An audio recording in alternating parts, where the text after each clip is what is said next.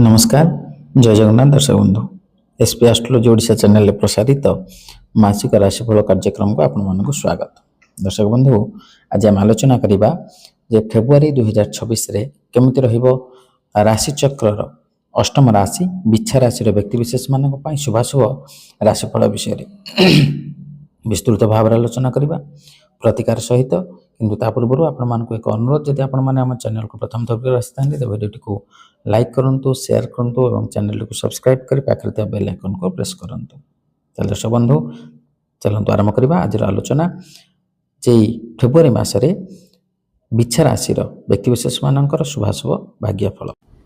ए बिच्छा राशि जहार अधिपति ग्रह होचंदी मंगल, यार शुभवार रविवार मंगलवार घातवार शुक्रवार, शुभ संख्या 139, शुभ रंग गोलापी नाली।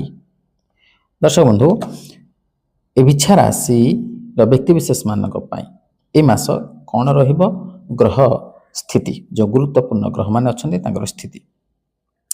प्रथम बृहस्पति आपन राशि पाई अष्टम स्थान रे, शनि पंचम स्थान रे, राहु चतुर्थ स्थान रे एवं केतु दशम स्थान रे अधिष्ठान करूछंती। तो यही गोचरीय ग्रह स्थिति को नजर रखी आम यह विचार करिपरिबा जे एही मास बिच्छा राशि व्यक्ति मानक पई अनेक क्षेत्र में अनुकूल और किछि क्षेत्र में मिश्रित फल देउथुवा मास प्रमाणित हो पारे।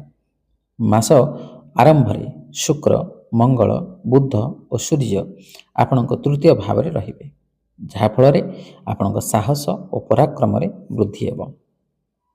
बंधु मानक सहित अधिक समय काटिबे। छोट छोट यात्रार अनेक जोग तैयारी हेबो।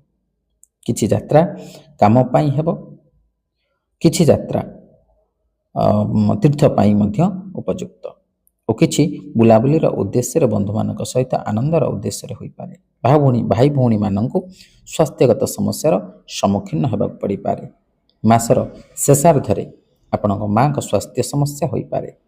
जो माने कर्मजीवी से माने मासर शेषार्धरे सेमानक कर्मक्षेत्र में भल सफलता पाई पारंती। प्रथमार्धरे किछि चैलेंज रहिबो। व्यवसायी मानक पई एही मासटी अनुकूल रहिबो। प्रेम संपर्क रे आपणको सावधानता रखिबाकू पड़िबो। आपणक भल पाइबार परीक्षा मध्य होई पारे। विवाहित व्यक्ति मानक पई विशेष करी शेषार्धरे अनुकूल रहिबार संभावना रहिछि। आर्थिक विषय गुड़िक मध्यम हेबो एवं आपणक व्यय उपर ध्यान देबाकू पड़िबो। कठिन परिश्रम पर छात्र छात्री माने भल सफलता पाई पारंती। आपण किछि गोपनीय योजना संपूर्ण करिवे जहा आपणको आर्थिक सुविधा देव। तेबे आपणको निश्चित करिबाकू पड़िबो जे परिवार मध्यरे आधिपत्य विस्तार करिबा पाई कोनोसी लड़ाई न हो। आपणको स्वास्थ्य रे विभिन्न प्रकार हेबार संभावना मध्य रहिछि। अर्थात आपणको स्वास्थ्य क्षेत्र रे साधारण भाव में कौनसी ना कौनसी समस्या आपण सम्मुखीन हो पारंती। दर्शक बंधु जो प्रथम आलोचना करथिले जो गुरुत्वपूर्ण ग्रह मानक विषय से गुरुत्वपूर्ण ग्रह मानकर व्यक्तिगत फल विषय जदि आम आलोचना करबा तबे प्रथम होउछन्ती बृहस्पति जे कि धन धान्यर कारक, विद्या बुद्धिर कारक, जश कीर्तिर कारक, आध्यात्मिकतावादीर कारक। बृहस्पति गोचरीय स्थिति अनुसार द्वितीय पंचम सप्तम नवम एवं एकादश स्थान शुभ फल प्रदान करती। किंतु आपणकर राशि अष्टम स्थान आम साधारण भाव में अशुभ तो विचार करिथांती। तेने अष्टम भाव में बृहस्पति रही बृहस्पति शुभ फल प्रदान करिबारु वंचित होउछन्ती। किंतु अन्य ग्रह मानक सहित मिसी से सामान्य रूप से शुभ फल प्रदान करि पारंती। यदि व्यक्तिगत फल विषय आलोचना करिबा तबे वर्तमान समय जो व्यक्ति माने व्यवसाय वाणिज्य क्षेत्र में अच्छे से आशानुरूप लाभ प्राप्त करें ना अଯଥା खर्च बढ़ीज व्यय परिमाण अधिक एवं आयर परिमाण कम रहिबो। एवं जदि पार्टनरशिप रे व्यवसाय करूछन तेबे ए समय मध्यरे आपनकर पार्टनर आपनको संपूर्ण सहायता करि परिबे नाही, जहाँ द्वारा कि आपन व्यवसाय क्षेत्र में सामान्य रूप से अवनति हो पारे। यदि शेयर मार्केट अर्थ विनियोग करुछन्ती तेबे ए समय रे आपण सतर्कता अवलंबन करंतु, नहले आकस्मिक भाव में अर्थ व्ययर मध्य आकस्मिक ଭାବରେ ଆପଣ ପ୍ରାପ୍ତ କରିବେ। କ'ଣ ହେବ ନା ଆପଣଙ୍କର ଅର୍ଥ ଚାଲିଯିବ ବା ବୁଡ଼ି ଯାଇପାରେ। ଏବଂ ଯେଉଁମାନେ ଆଧ୍ୟାତ୍ମିକ କ୍ଷେତ୍ରରେ ଅଛନ୍ତି ଏ ସମୟ ମଧ୍ୟରେ ସାମାନ୍ୟ ରୂପରେ ସେ ଅନାଗ୍ରହ ପ୍ରକାଶ କରିପାରନ୍ତି ଆଧ୍ୟାତ୍ମିକ କ୍ଷେତ୍ର ପ୍ରତି।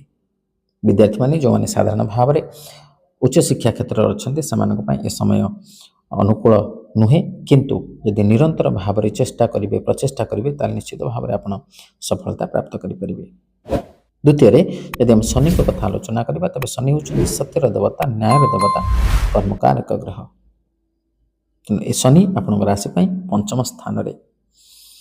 ଶନି ଗୋଚରୀୟ ସ୍ଥିତି ଅନୁସାରେ 4ଟି ସ୍ଥାନରେ ଶୁଭ ଫଳ ପ୍ରଦାନ କରିଥାନ୍ତି, ତୃତୀୟ, ଷଷ୍ଠ, ଦଶମ ଏବଂ ଏକାଦଶ। କିନ୍ତୁ ଆପଣଙ୍କ ରାଶି ପାଇଁ ପଞ୍ଚମ ଭାବରେ ଥିବାରୁ ପଞ୍ଚମ ଭାବରୁ ଆମେ ସାଧାରଣ ଭାବରେ ସୁତ ଅର୍ଥାତ୍ ସନ୍ତାନ ସନ୍ତତି ଏବଂ ବିଦ୍ୟା ବିଷୟରେ ମଧ୍ୟ ଆଲୋଚନା କରିଥାନ୍ତି।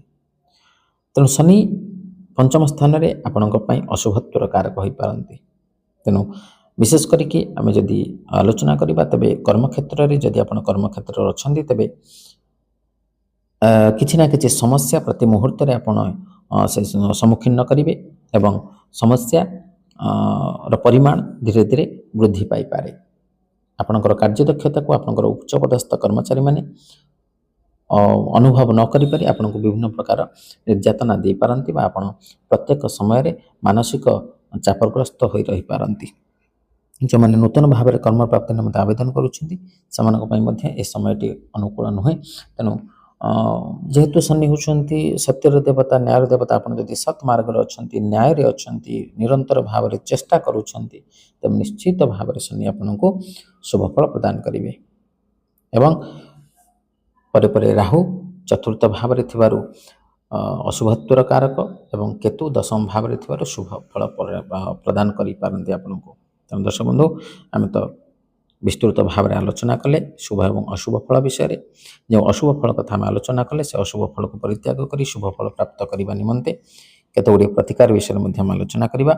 ସେ ପ୍ରତିକାର ଗୁଡ଼ିକ ହେଉଛି ଆପଣ ବଗଳାମୁଖୀଙ୍କୁ ଦର୍ଶନ କରନ୍ତୁ ବା ସାମାନ୍ୟ ପୂଜା ଅର୍ଚ୍ଚନା କରନ୍ତୁ, କିମ୍ବା ପ୍ରତ୍ୟେକ ସୋମବାର ଦିନ ଆପଣ ଶିବଙ୍କୁ ଦର୍ଶନ କରନ୍ତୁ ବା ଆପଣଙ୍କ ରାଶିରେ ନାଁରେ କ୍ଷୀର ବା ଗଙ୍ଗାଜଳ ଲାଗି କରନ୍ତୁ। ହନୁମାନ ଚାଳିଶା ପ୍ରତିଦିନ ପାଠ କରନ୍ତୁ ବା ହନୁମାନଙ୍କୁ ଦର୍ଶନ କରନ୍ତୁ, କିମ୍ବା ମଙ୍ଗଳବାର ଦିନ ହନୁମାନ ମନ୍ଦିରକୁ ଯାଇ ଚାମେଲି ତେଲରେ ଦୀପ ହନୁମାନଙ୍କ ଚରଣ ପାଖରେ ଜଳାନ୍ତୁ ଓ ସେ ହନୁମାନ ଚାଳିଶା ପାଠ କରନ୍ତୁ। ଗୁରୁବାର ଦିନ ଓସ୍ତ ଗଛକୁ ସ୍ପର୍ଶ ନ କରି ଜଳ ଚଢ଼ାଇବା ଲାଭଦାୟକ ହେବ। ଦର୍ଶକ ବନ୍ଧୁ ଏହା କରିବା ଦ୍ୱାରା ନିଶ୍ଚିତ ଭାବରେ ଆପଣ ଶୁଭଫଳ ପ୍ରଦାନ କରିବେ। ତାହେଲେ ଆଶା କରେ ଭିଡ଼ିଓଟି ଭଲ ଲାଗିଥିବ। ଯଦି ଭଲ ଲାଗିଛି ତ ଭିଡ଼ିଓଟିକୁ ଲାଇକ୍ କରନ୍ତୁ, ସେୟାର କରନ୍ତୁ ଏବଂ ଆପଣଙ୍କର ସୁଚିନ୍ତିତ ମତାମତ ଦେବାକୁ ଜମା ଭୁଲନ୍ତୁନି। ଆଜି ପାଇଁ ବିଦାୟ ଦିଅନ୍ତୁ। ରହିଲି, ନମସ୍କାର, ଜୟ ଜଗନ୍ନାଥ।